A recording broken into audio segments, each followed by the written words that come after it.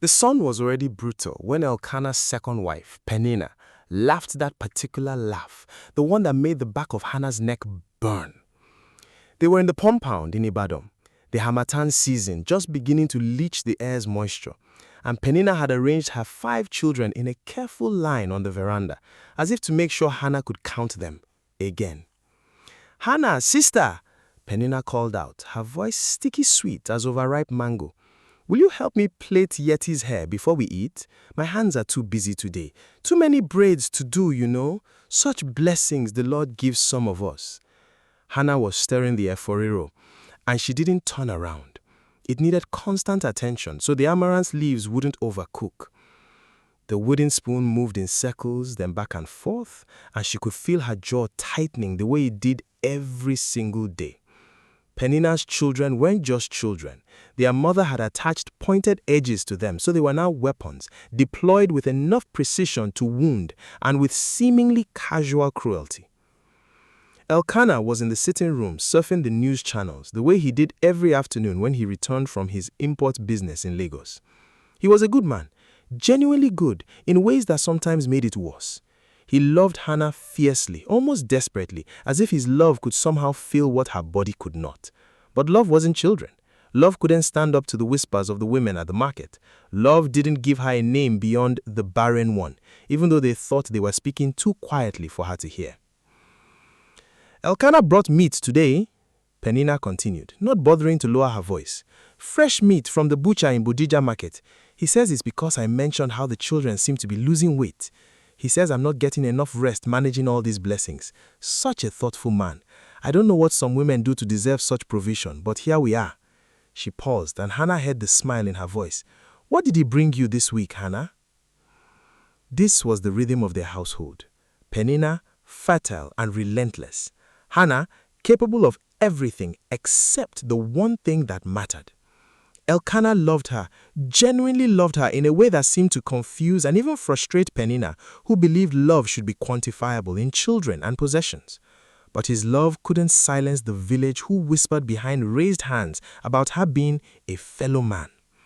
His love couldn't make her less of a question mark. That evening, when they sat to eat, Elkanah did what he always did. He served Hannah first, a larger portion, the best piece of fish from the pepper soup. He reached over and squeezed her hand, his eyes searching hers for some sign that his affection was enough, that she could be happy and content. And Hannah smiled at him, genuinely smiled, because it wasn't his fault, that the whole world, Africa especially, was built on the wrong measure of a woman. "You are my heart," he whispered to her, quiet enough that Penina couldn't quite hear. 10 sons could not make me love you more." Hannah felt the words like a stone in her chest, heavy and impossible to swallow. Because what he meant was kind, and she didn't doubt him because what he meant was also true. But this, what he meant, was completely, utterly useless against the unavoidable reality that Penina sat across from them with children attached to every limb, hanging on her wrapper, demanding attention. "Mommy this and mommy that." And those words did something to Hannah's heart that had dulled over time but was no less wounding. Because Hannah sat with empty arms and an empty womb, and no one really needed anything from her. She squeezed his hand back and said nothing. The next morning, Penina made sure to wash her children in the courtyard where Hannah could see. She had them line up like small soldiers, and she poured water over their heads while singing, while laughing, while making sure her voice carried into the kitchen where Hannah was preparing breakfast. The children squealed and danced, and Penina's joy was genuine. She truly did love them, which somehow made it worse. And Hannah tried to keep her distance from the children, not out of cruelty, but to guard her heart from getting attached to what wasn't really hers. But she couldn't hate them. Not Yeti, who was losing milk teeth so fast, the windows in her smile earned her endless teasing from her siblings. Nor Manuel, who loved to read and would often ask Hannah to help him with words he couldn't pronounce. Not little Rhoda, who would sometimes kiss Hannah randomly after she had been served her food. No, she didn't hate them. She couldn't. But she knew if she allowed herself to love them too much, then her co-wife would turn that fact into its own unique arsenal to use against her. Penina had turned cruelty into a deliberate art form, but after hoping in vain that the other woman would stop, Hannah had grown accustomed to it even without being aware. And in this family, that was its own kind of injury. Hannah worked in silence. She pounded yam until her shoulders ached, even when she knew food processors did the same these days. She prepared okra soup with such precision that even Penina had to admit it was the best she'd tasted in months. Hannah's hands were skilled, her mind was sharp, her home was immaculate. She was everything a woman could be, except fertile. A week before the Shiloh Camp gathering, Elkanah sat with Hannah in their room. Outside, the Lagos-Ibadan expressway hummed with evening traffic, and the light came through their window in long amber stripes. He took both her hands in his. "I'm taking you to Shiloh this year," he said, "just like always. And I want you to know, whatever happens there, whatever you pray for, I am with you." Shiloh Camp had become what the ancient sanctuary once was, a place where people went annually to encounter the divine, to lay down their burdens, to believe that God still listened. It sat on the outskirts of a small town in Oyo State, a sprawling gathering of tents and prayer grounds and revival spaces. Thousands came, desperate people, faithful people, people who'd been told by their families and churches and the society that they were incomplete, not enough, ailing. And they came anyway, hoping. Hannah had been going for 6 years. She had prayed there until her voice was hoarse. She had wept until the red earth beneath her knees was dark with tears. She had felt the presence of something larger than her sorrow, something that might bend, might listen, might change the trajectory of her life. But nothing had changed. And yet she kept going, because what else was there to do? The drive to Shiloh Camp took 3 hours, and they left before dawn. Elkanah drove while Hannah sat in the passenger seat, watching the motion of Lagos give way to smaller towns, watching the landscape open up into the kind of wide sky that made you feel both very small and somehow possible. They stopped in a town called Orita for breakfast.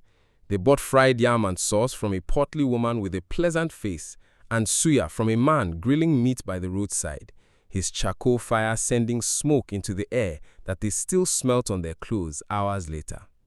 The meat was peppery and perfect, the yam sweet and crisp on the outside, pillow soft on the inside. For a moment, sitting there in the dust and heat, Hannah felt almost peaceful. But when they arrived at Shiloh Camp, the feeling evaporated. Everywhere she looked, she saw mothers. Mothers with babies strapped to their backs, mothers with children running circles around their legs, mothers being greeted with respect, their fertility a kind of currency, a kind of proof. They paid for a room, and while Elkanah went to register, Hannah arranged their belongings. She unpacked her wrapper for the evening prayers, her prayer cloth, the small container of shea butter she used on her face, the anointing oil she wanted blessed by the man of God. She arranged these things with unnecessary care, buying time, delaying the moment when she'd have to walk out into that crowd and see her own incompleteness reflected back at her in 1,000 different ways. That first evening, the prayer ground was alive with voices. The man of God was a small package physically, but with a voice like thunder. And he was talking about God's promises, about the blessings he would pour down on them, about the children he had planned for his people, about the wombs he would open. Hannah sat beside Elkanah, and she felt herself disappearing into the crowd, becoming invisible, becoming a cautionary tale. But then, something shifted. On the second day of prayers, in the early morning when the light was still soft and the ground was damp with dew, Hannah found herself alone at the edge of the prayer ground. The others hadn't arrived yet. It was just her and the vast open sky, and something in her cracked open. She didn't kneel, she didn't perform. She simply stood there and spoke to God in Yoruba, in English, in the language that lives beneath language, the language of pure, undeniable need. "Father," she said, "look at me. I am here. I have prayed and I will keep praying, but I need to know that my worth doesn't depend on what my body can or cannot do. I need to know that I'm still your daughter, even if I never hold a child of my own. Even if this pain never changes, please let me know that I matter, that I am enough. I want to be enough just by myself." She wept then, not the performative weeping she sometimes did at the prayer grounds, but the real weeping that comes from places too deep for anyone else to reach. Later that same day, as Hannah was walking back to their room after the midday prayers, she saw an elderly man sitting under a large mango tree. He wore a simple white cassock, and his face was lined with the kind of wisdom that comes from decades of listening to other people's sorrows. This was Pastor Eli, who had been coming to Shiloh Camp for 30 years, who knew the landscape of human grief better than anyone there. Hannah found herself walking toward him, pulled by something she didn't quite understand. "Sit, my daughter," he said before she even reached him, as if he'd been waiting for her specifically. "You carry something heavy." Hannah sat beside him on the wooden bench, and the words came pouring out. She told him about the 6 years of prayers. She told him about Penina and her children, arranged like an accusation. She told him about Elkanah's love, which was genuine, but couldn't fix what was broken inside her. She told him about the shame, the whispers, the way she'd begun to believe that her body's failure meant she had failed as a woman, as a wife, that maybe it meant she was a person undeserving of God's attention. Pastor Eli listened without interrupting. When she finally fell silent, he was quiet for a long moment, looking out at the prayer grounds where hundreds of people were moving like water. "Tell me something," he said finally. "If God never gives you a child, will you still love your husband?" Hannah didn't hesitate. "Yes." "Will you still serve your community?" "Yes." "Will your hands still be capable of good work?" "Yes." "Then you are not incomplete," Pastor Eli said. "You are a full woman, Hannah, not a half woman waiting for a child to make you whole. A full woman right now, exactly as you are. But I also want to tell you something else. God is not deaf to the cries of his daughters. He hears your prayer for a child, and I believe he will answer it. But whether he does or not, you must know, you are complete, you are beloved, and your life has meaning that has nothing to do with your fertility." He joined hands with her then, and they prayed together. Hannah prayed for his son. She named him in her prayer, asked God to give her a son who would be dedicated to his service, who would grow up knowing the God who had listened to her mother's desperate need. And she prayed too for peace, for the knowledge that even if this prayer went unanswered, she would still be whole, still be trusting, still absent of bitterness. When she left Pastor Eli, something had shifted in her chest. It was as if a door had opened, not a door to certainty, but a door to possibility. Maybe both things could be true. Maybe she could be a complete woman and still long for a child. Maybe her worth wasn't dependent on her fertility, and maybe God still cared about the desires of her heart. She found Elkanah that evening, and she held him differently, not desperately, but with a kind of quiet strength. She told him what Pastor Eli had said, and she saw tears in his eyes. "I've always known you were complete. I'm glad you are beginning to know it too." That night, for the first time in 6 years, Hannah slept peacefully at Shiloh. 3 months later, Hannah knew she was pregnant. She recognized the signs in her body, the tender breasts, the nausea that came in waves, the way food smelled suddenly overwhelming. She sat on the edge of their bed in Ibadan and pressed her hands to her belly, hardly daring to believe it. She went far away from her neighborhood to purchase 3 home tests so there would be no gossip in case it was a false alarm. Double lines, all of them. Still, she snuck to the clinic for a test while Elkanah was away, and the midwife smiled and said, "Congratulations, sister. It is your time. God is good." When Elkanah came back, she told him hesitantly, still in a curious state of disbelief. He touched her stomach, then held her and wept. Word spread quickly through the compound. Even Penina came to her with congratulations that for once didn't have an edge of malice. Something had shifted in the household. Maybe it was knowing that Hannah had been vindicated, that her prayers had been answered. Maybe it was simply that there was now room for more than one kind of joy. Hannah carried her pregnancy like a prayer. She ate what she was supposed to eat: vegetable soup and fish, beans and salads, pawpaws and yogurt. She rested in the afternoons when the heat was too much. She talked to the baby growing inside her, telling him stories about his father, about the God who had listened to her mother's desperate need. And she prayed too for peace, for the knowledge that even if this prayer went unanswered, she would still be whole, still be trusting, still absent of bitterness. She gave birth on a Tuesday afternoon in September after 17 hours of labor that felt like an eternity and a moment. The midwife placed a tiny boy in her arms, and Hannah looked at his face, disgruntled and wrinkled and absolutely perfect, and she understood for the first time what it meant to love something more than yourself. They named him Samuel. It was a name that carried weight, that carried promise, that carried the memory of a prayer spoken in desperation and answered in grace. Samuel grew. He was a bright child, curious and quick-witted, with his father's thoughtful eyes and his mother's determination. He grew up hearing the story of how his mother had prayed for him at Shiloh Camp, how she had asked God for a son who would serve, and how God had listened. When Samuel was 3 years old, Elkanah and Hannah made the decision that had always been part of the plan. They would take him back to Shiloh Camp, back to the place where his mother's prayer had been born, and they would dedicate him to God's service. It was a vow, a promise, a completion of the prayer that had begun in desperation and longing. The drive to Shiloh was different this time. Samuel sat in the back seat, his small legs swinging, asking endless questions about where they were going and why and when they would get there.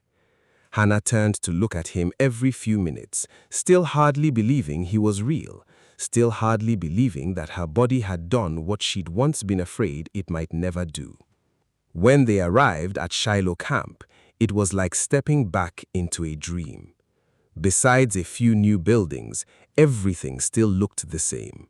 The prayer ground looked identical. But everything had changed because Hannah had changed. She walked differently now. She stood differently. She carried her son on her hip, and she carried her answered prayer in her heart. That evening, at the main service, Hannah stood up with Samuel in her arms. The child squirmed a little, not quite understanding why his mother was standing in front of all these people, but he stayed still enough. "My name is Hannah," she said, and her voice carried across the prayer ground, stronger now, steadier. 3 years ago, I stood in this place and I prayed. I prayed for a son. I prayed asking God to give me a child who would be dedicated to his service, and God answered my prayer. This is Samuel. He is the answer to my desperation, the fulfillment of my longing. But I want to tell you something else, something I didn't know when I first came here. She paused, looking out at the crowd. She saw Pastor Eli sitting near the front, and he nodded at her encouragingly.